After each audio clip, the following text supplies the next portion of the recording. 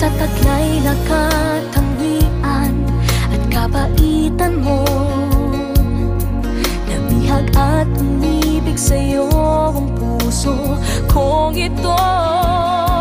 Hanggang langit ang pasasalamat at ika'y aking tinanggap na walang pag-alinlangan.